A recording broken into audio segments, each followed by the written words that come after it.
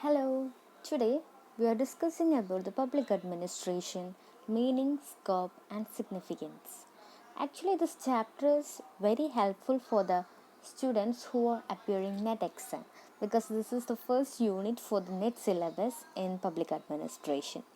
So, let's know more about administration and public administration.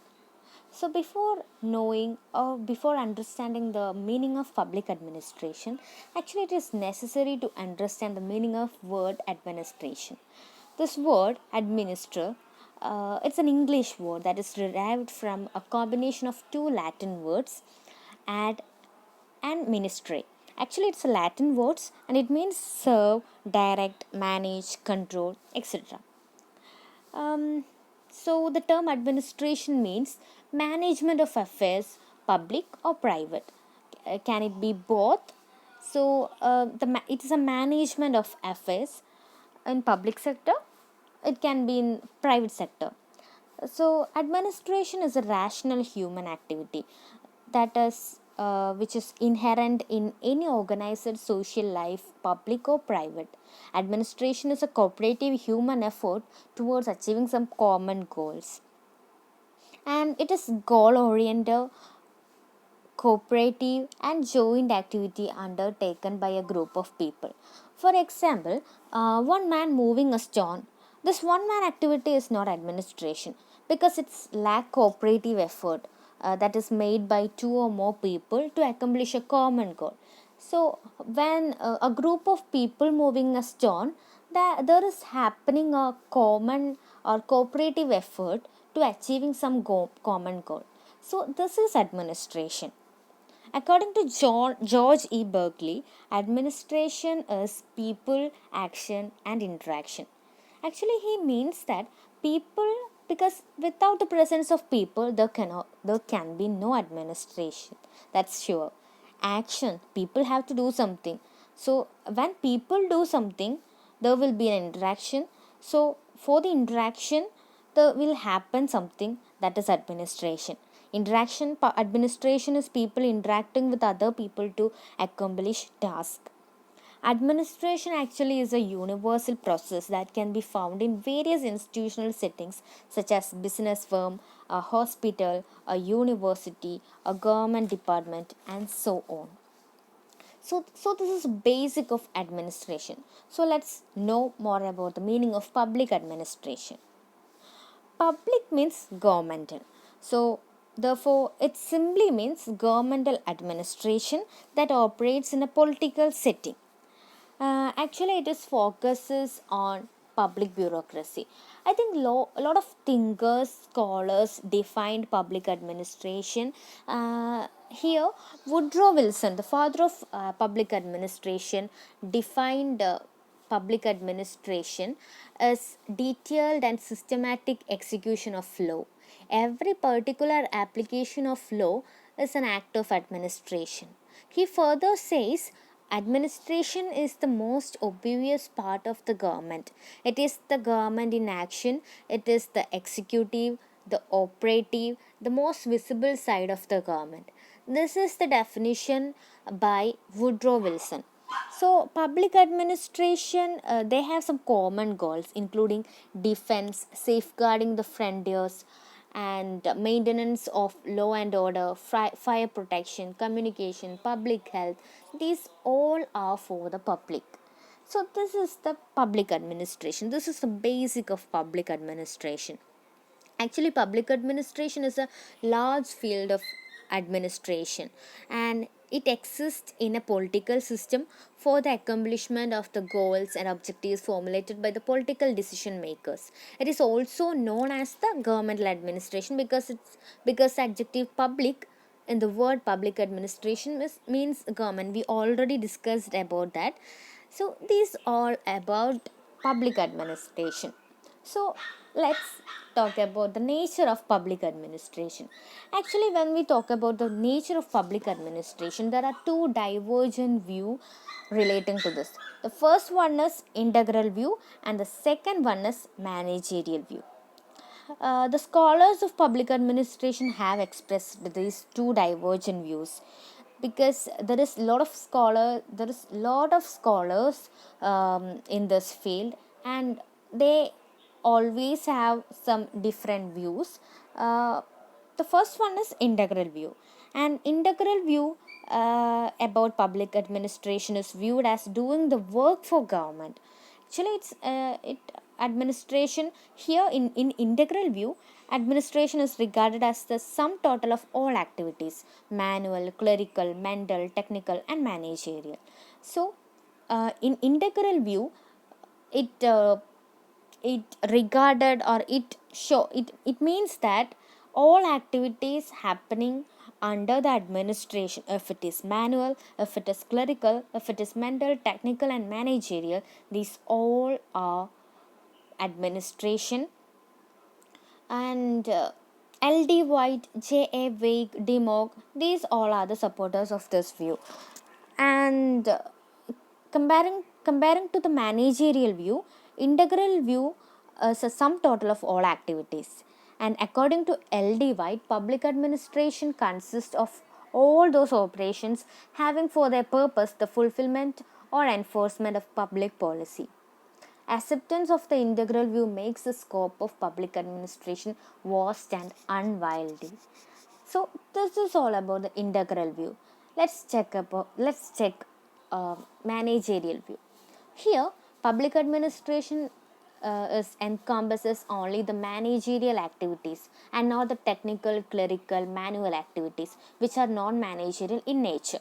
Actually, these technical activity, clerical activity, manual activities, these all are non-managerial in nature. But in integral view, administration is administration is regarded as a sum total of these all activities. In this, in integral view, all the activities of government employees from the peon in a remote office to the secretaries to government and head of the state at the capital constitute as public administration. But in the managerial view, according to this view, constitute the activities of only top persons. It excludes the activities of non-managerial persons such as clerk, peon, etc. Here, public administration consisting of the managerial functions of top public administrators who are engaged in getting the work of government done. And managerial approach regards administration as getting things done, not doing things. So, clerk and peon, such people, technical people, clerical people, these all are the people who are doing some things, and these people are not who are getting things done. So here managerial approach regards the administration as getting things done. It mainly focus on the top persons. It means for the top persons. And the supporters of this view is Luther Gulick, Henry Fayol, Smithberg, Herbert Simon, Thomson, so on. These are the supporters of this view. So that's all about the managerial view and the integral view. These are the nature of the public administration. So let's talk about the scope of public administration. Actually, the scope of public administration is also regarding two views. The first one is post-corb view and the second one is subject matter view. Post-corb view is advocated by Luther Gulick, and he believed that administration consists of 7 elements, that is planning, organizing, staffing, directing, coordinating, reporting, and budgeting. So that's why he named as post-corb view, and the second one is subject matter view. So let's talk something detailed about post-corb view. Post-corb view is a first letter P. It means this letter P means planning. This is working out in a broad outline the things that need to be done and methods for doing them to accomplish the purpose set of the enterprise. Actually, it's a broad sketch of the work that to be completed and the procedures incorporated to implement them. So it's a broad outline that for doing the work and for accomplish the work. The second letter, or organizing, it means it involves formally classifying, defining, and synchronizing the various subprocesses of or subdivisions of the work to be done. Organizing, we know that word organizing. Organizing is always organize something for a work. So here also organizing means a formal structure of authority through which work subdivisions are arranged, defined, and coordinated for the defined objectives. So, here everything classifying and defining for the defined objective. And the third letter is S, staffing. This word means staffing. Staffing means recruiting and selecting the right candidates for the job and facilitating their orientation and training while maintaining a favorable work environment. So this is the whole personal function of bringing in a training in and training the staff and maintaining favorable conditions of work. Actually, here happening the recruitment and selection of the right candidates that decides the administration effectively. And the next word is D, directing. Directing entails decision making and delegating structured instructions and orders to execute them. Here, directing is also always giving orders for the execution. So, it giving the instructions for the execution. This is a continuous task of making decisions and embodying them in a specific and general orders and instructions and serving as the lead of the enterprise. So directing is an important step in the post-corp cycle as it makes things happen by giving clear objectives to teams and individuals. We already discussed about the staffing. So here the top persons giving the directions towards the staff and they doing the correct work. And the next word is CEO, coordinating. That is all important duty of interrelating the various parts of the work. Actually, it basically refers to orchestrating and interlinking the various components of the work. And the next one is R, reporting. Reporting involves regularly updating the superior about the progress or the work relating activities. The information dissemination can be through records or inspection.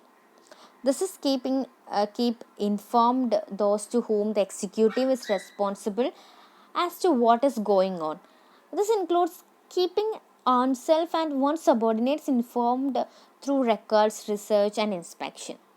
So this is the same thing that always happening in any administrative sector when there will be a reporting by the subordinates towards the top persons or the directing people.